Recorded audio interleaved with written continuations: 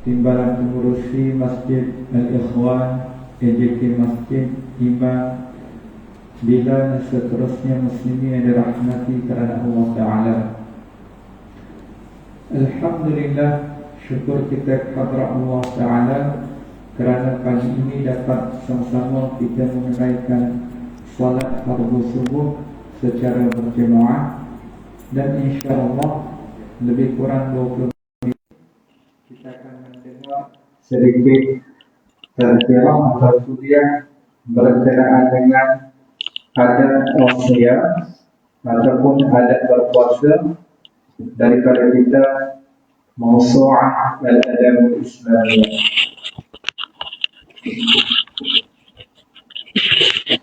Muslimin yang dirahmati kerana Allah Ta'ala,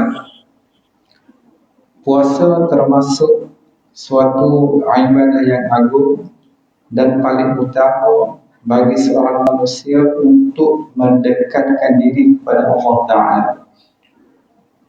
Dan di antara matlamat puasa atau falsafah ataupun hikmah berpuasa adalah untuk mendidik kita sebagai seorang insan yang bertakwa kepada Allah Ta'ala.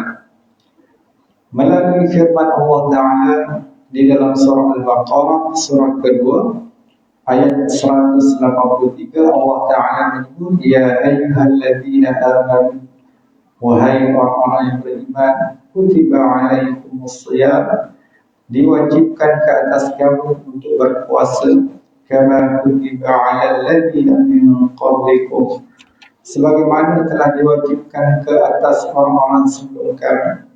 Jadi bukan kita sahaja yang diwajibkan puasa, tetapi orang-orang sebelum kita juga diwajibkan berpuasa. Kenapa? La'allakum tattaqun, agar kamu bertakwa kepada Allah Ta'ala. Yakni kamu jadi insan yang mengikuti perintah Allah dan meninggalkan larangannya. Jadi muslim yang dirahmati kerana Allah Ta'ala, buktinya bila sesiapa yang menghayati ibadah puasa, dia akan jadi orang yang bertakwa. Dia akan jadi orang yang jauh daripada melakukan maksiat. Contoh, saya kerja sebagai pensyarah. Kerja saya halal dari segi agama syar'inya, dari segi undang-undang halal. Lalu daripada pekerjaan yang halal ini, saya dapat gaji. Gaji hujung bulan saya dapat gaji daripada sumber yang halal. Lalu duit yang halal ini saya bawa ke pasar raya dan saya beli makanan yang halal, makanan dan minuman yang halal. Yang haram saya tak beli. Lalu makanan ini saya bawa ke rumah, simpan di dalam tepi ais dan juga di bawah saji. Tiba-tiba waktu siang bulan Ramadan yang bermula hari ini, tiba-tiba waktu siang saya tak makan makanan yang saya beli tadi, sedangkan makanan tadi adalah makanan yang halal, bukan haram. Kemudian makanan tadi saya beli daripada sumber yang halal, bukan daripada sumber yang haram.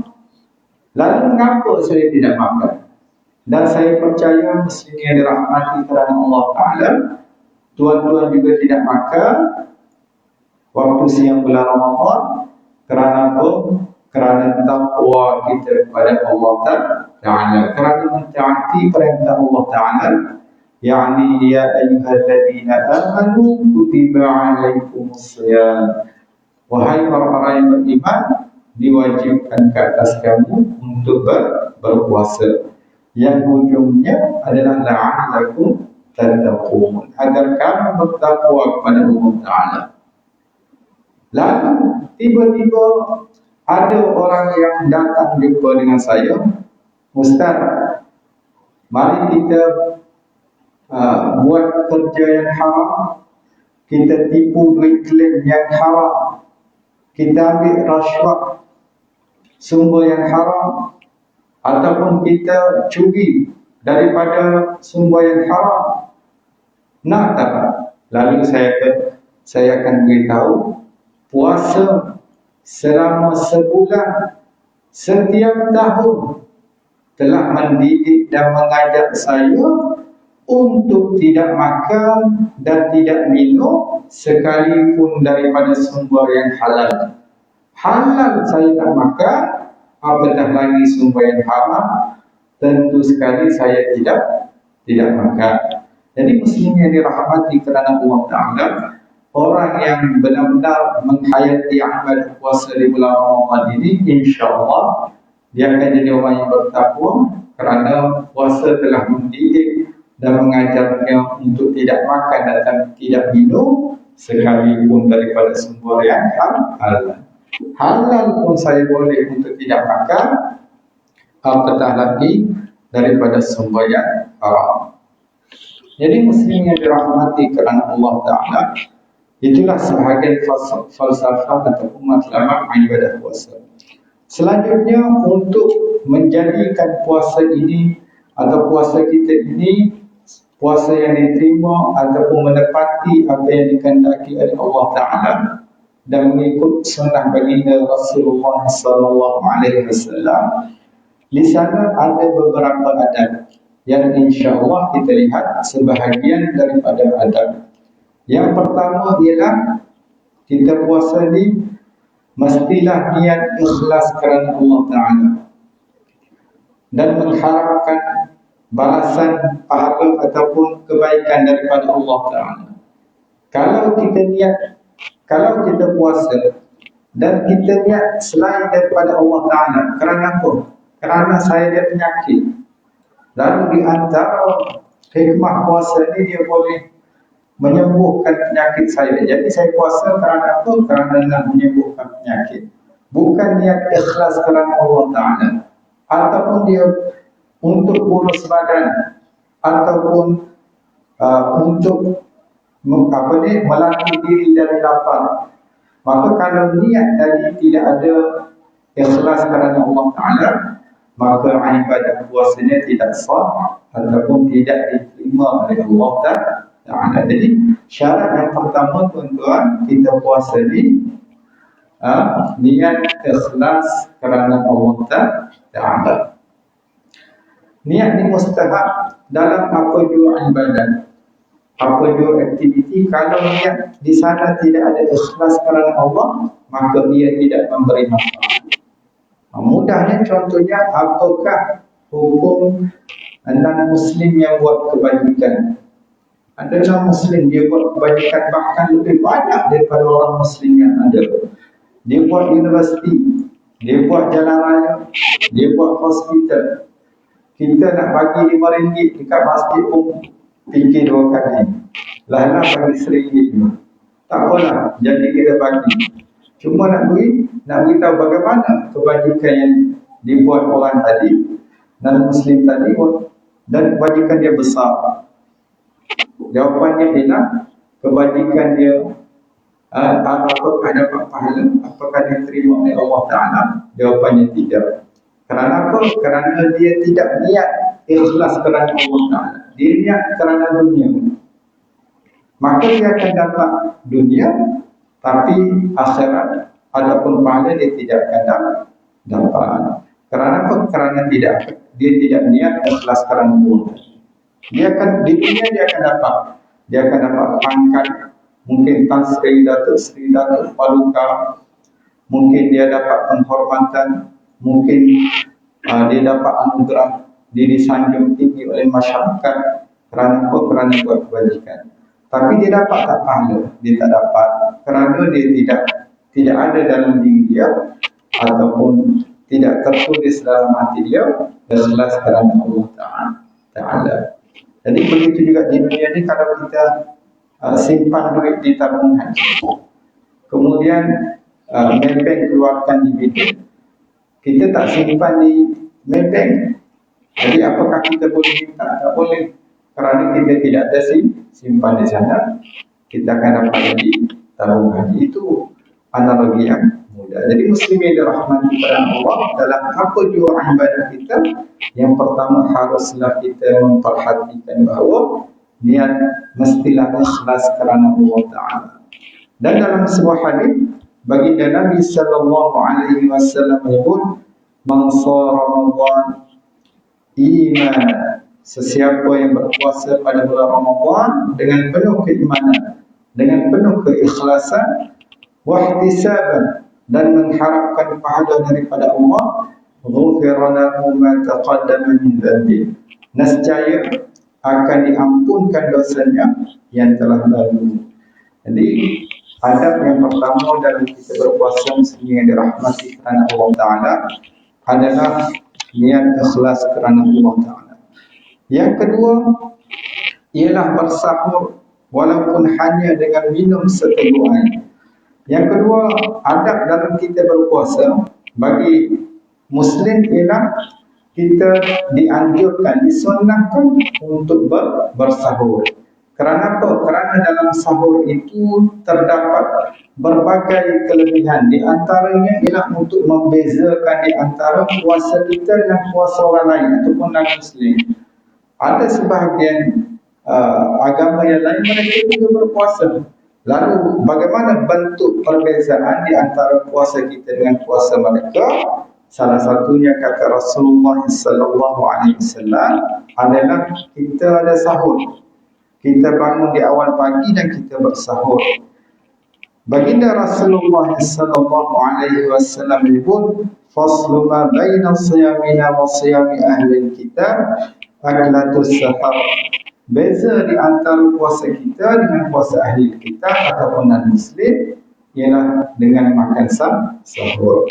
Kemudian dalam hadis yang lain, baginda Rasulullah sallallahu alaihi wasallam menyebut, "Tasahharu, hendaklah kamu bersahur, fa inna fis sahur barakah." Kerana di dalam sahur itu ada keberkatan. Kemudian dalam hadis lain, baginda Nabi sallallahu alaihi wasallam menyebut, "Tasahharu walau bi juz'atin minna."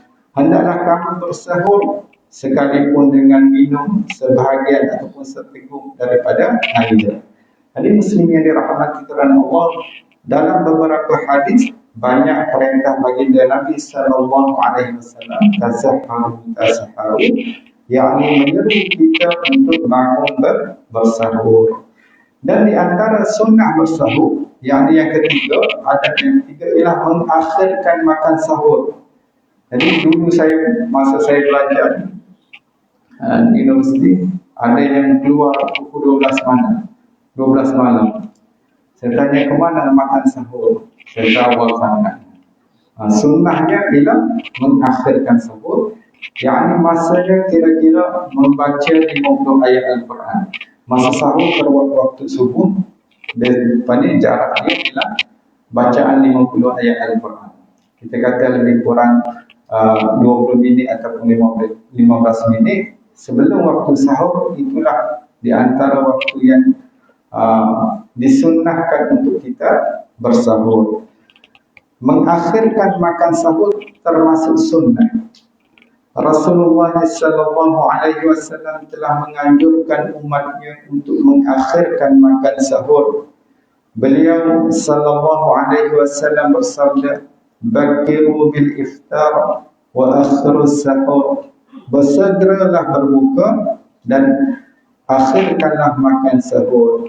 Sahur bertujuan agar seseorang lebih kuat dalam berpuasa, lebih banyak barakahnya, serta meneladani perbuatan Nabi sallallahu alaihi wasallam. Diriwayatkan dari Zaid bin Thabit radhiyallahu anhu, ia berkata, kami pernah bersahur bersama Rasulullah sallallahu alaihi wasallam. Kemudian kami bangkit untuk mengerjakan salat. Anas berkata kepadanya, berapa jarak waktu antara keduanya? Ia berkata, jaraknya sekitar bacaan 50 ayat. Hadis riwayat Al-Bukhari. Muslim yang dirahmati kerana Allah, yang keempat, adab kita berpuasa ialah kita menjaga anggota tubuh ketika berpuasa. Jadi puasa muslim yang dirahmati kerana Allah bukan sekadar menahan lapar dan dahaga. Kita juga harus menahan anggota-anggota yang lain. Mata juga harus kita tahan daripada melihat perkara-perkara yang haram. Mulut juga kita harus tahan daripada mengucapkan perkataan yang sia-sia dan haram. Tangan juga kita kena tahan daripada komen ataupun kita share benda yang tidak bermanfaat. Grup masjid pun kita share benda yang tak elok, ataupun grup keluarga, ataupun kita menulis sesuatu yang tidak memberi manfaat, ataupun boleh jadi juga fitnah.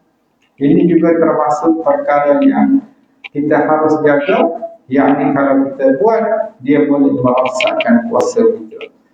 Jadi kita juga jangan kita mendengar muzik-muzik yang mengharamkan dengan bacaan Al-Quran, dengan ceramah, dengan perkara yang memberi manfaat. Kalau kita tidak jaga anggota ini, maka boleh jadi kita termasuk dalam hadis baginda Nabi sallallahu alaihi wasallam, orang yang berpuasa apa yang dia dapat? Dia dapat lapar dan dahaga sahaja. Kerana di sana baginda Nabi sallallahu alaihi wasallam menyebut, rubba sha'im laisa lahu min siyamihi illa al-ju'. Berapa ramai orang yang berpuasa, tapi sebenarnya apa yang mereka dapat adalah lapar sahaja. Kenapa? Kerana apa? Kerana anggota lain antaranya tidak berpuasa. Ini dijelaskan dalam hadis yang lain, yakni baginda Nabi sallallahu alaihi wasallam bersabda, "Man lam yada' qaul az-zur wal 'amal bihi." Sesiapa yang tidak meninggalkan perkataan dusta ataupun perkataan yang mengharamkan, wal 'amal bihi, dan juga perbuatan yang haram. Lalu kata baginda Nabi, "Falaisa lillah hajatun fi an yada' ta'amahu wa syarabahu." Maka Allah tidak memerlukan dia meninggalkan makan dan minumnya.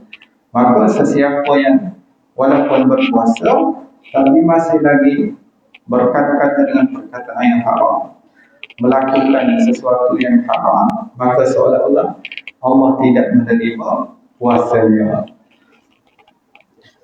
Muslim yang dirahmati kerana Allah Ta'ala. Yang kelima, adab kita berpuasa adalah hendaklah kita sabar dan tidak berbuat jahat.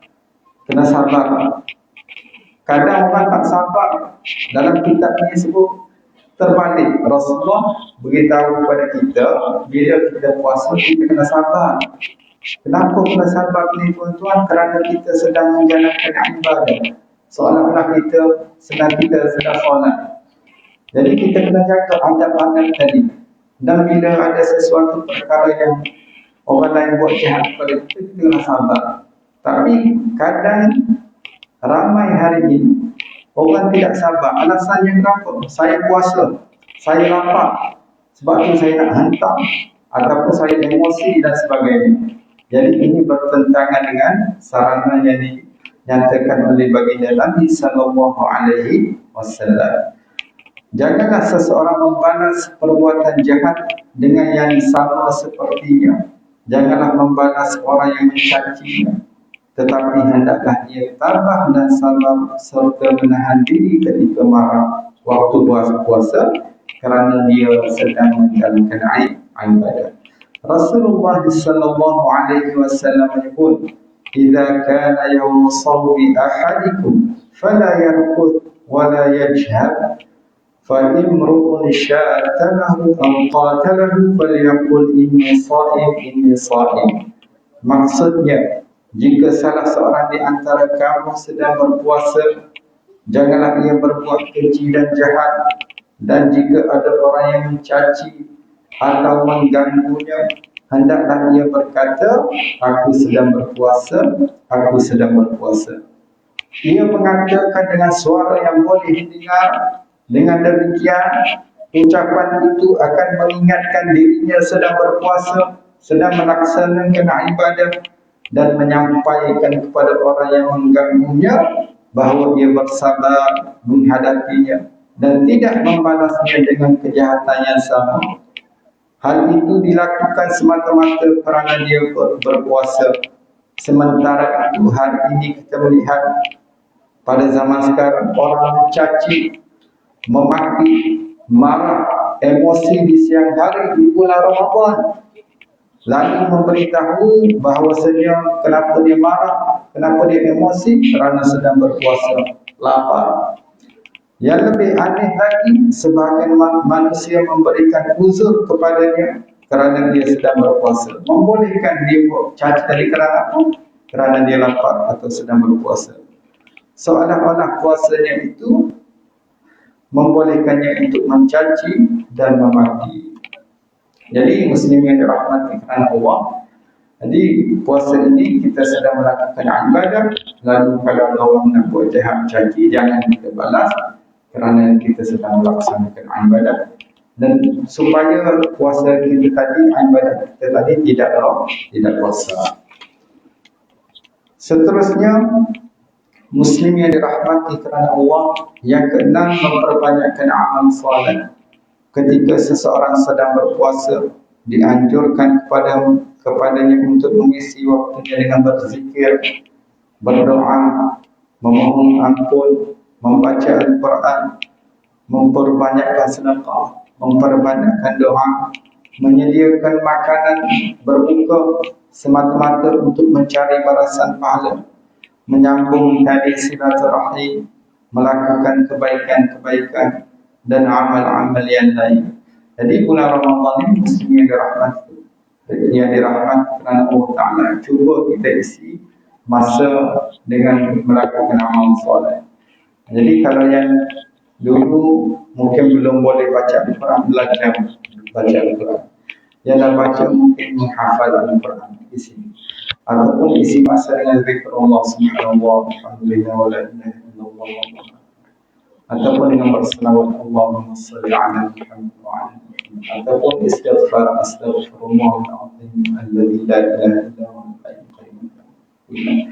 Dulu kalau dengan lagu tukar dengan tilawatul Al-Quran, dengan bacaan qari-qari Al-Quran. Dulu kalau tengok movie tukar tengok drama, tengok dokumentari yang memberi manfaat. Jadi saya rasa setakat itu dulu beberapa ada banyak lagi. Alhamdulillah hari ini kita bincang 6 adab berkenaan dengan puasa. Mudah-mudahan kita semua dapat menjalani ibadah puasa dengan baik dengan mengikuti adab sebagaimana yang kita bincang. Yang pertama, ikhlas kerana Allah Ta'ala. Yang kedua, bersahur sekalipun dengan seteguk air. Yang ketiga, mengakhirkan makan sahur. Yang keempat, menjaga anggota tubuh badan ketika berpuasa. Yang kelima, sabar dan tidak berbuat jahat. Dan yang keenam, memperbanyakkan amal soleh ketika di bulan Ramadan. Wabillahi taufiq wal hidayah. Wassalamualaikum warahmatullahi ta'ala wabarakatuh. Bismillahirrahmanirrahim. Alhamdulillahi rabbil alamin. والصلاة والسلام على رسول الله وعلى آله وصحبه أجمعين. اللهم بارك لنا في شهر رمضان. اللهم أعنا على القيام والصيام. اللهم أعنا على ذكرك وشكرك وحسن عبادتك. اللهم ربنا زدنا علما ورزقنا فهما. اللهم ربنا آتنا في الدنيا حسنة وفي الآخرة حسنة وقنا عذاب النار. وصلى الله على سيدنا محمد وعلى آله وصحبه أجمعين والحمد لله رب العالمين.